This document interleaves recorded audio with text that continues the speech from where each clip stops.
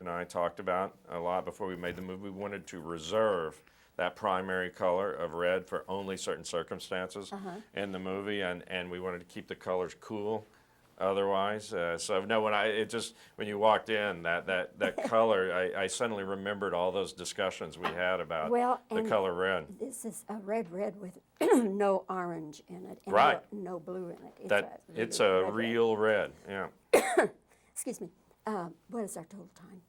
6 minutes. Okay, and so if you'll give me the cues with your left hand, Right, yeah. so that I don't have to break eye contact. Okay, we're rolling, Bobbie. All yours. Okay. Jay, I'm so happy that you came to Dallas so we can have this discussion about Ladder 49 because I like the film very much. I Thank you. admire it very much. Thank you. First of all, I think when people see anything now on screen, they always wonder, I wonder how much was computer generated. So how much of the fire was CG? 0%. Because I learned very early in the process that digitally created fire doesn't look right. Fire is too random and too erratic for like the numbers to grab onto, and it just doesn't look right. So all of the fire in the film is absolutely real. And that presented our greatest challenge because I wanted it big and I wanted the actors in it. So how do you do that without hurting everyone, and how do you put these millions of dollars worth of actors in fire? Well, what you do is you put them through training. And we put them through the exact kind of training that real firefighters go through.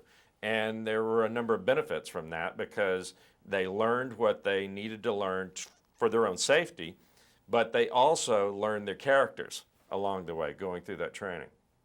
I wonder also about near misses because I remember when Ron Howard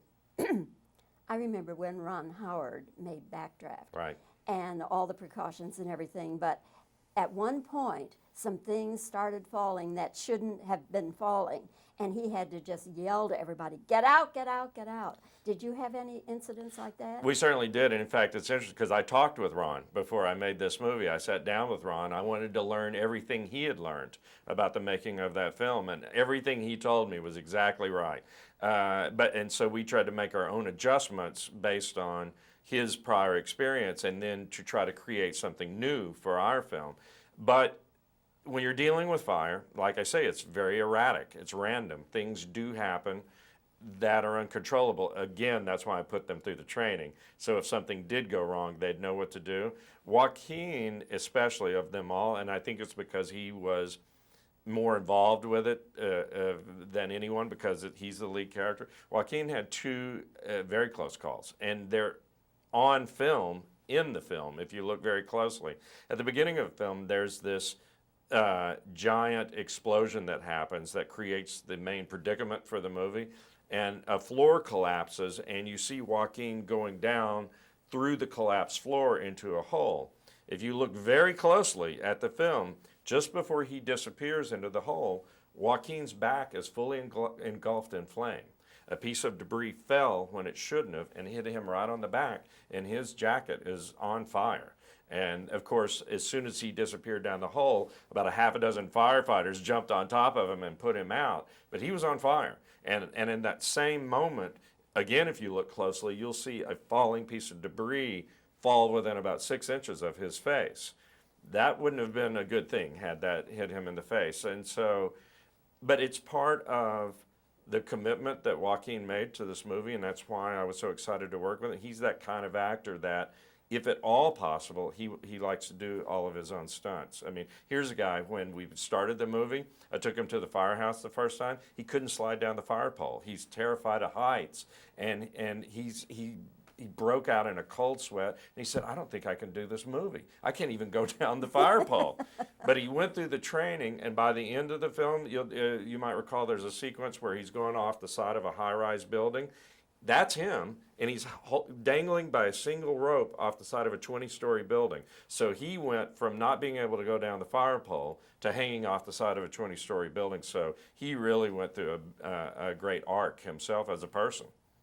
What about the buildings? When we see a building on fire, is it a real building or are there miniatures used or what? No, there's no miniatures in the film. And again, one of the reasons I chose Baltimore as a setting for the film, I'd shot my previous film in Baltimore, and probably bad news for their city, but good news for us, they have a lot of empty buildings in Baltimore. And the mayor, the mayor of the city basically said, burn what you want. We're going to tear them down anyway. So we used real buildings, and there's a really explosive situation that happens right at the very beginning of the movie. That's a real building. It's funny. The local news had told everyone for a week that we were going to set off this explosion on the weekend, and it was right there in Baltimore Harbor.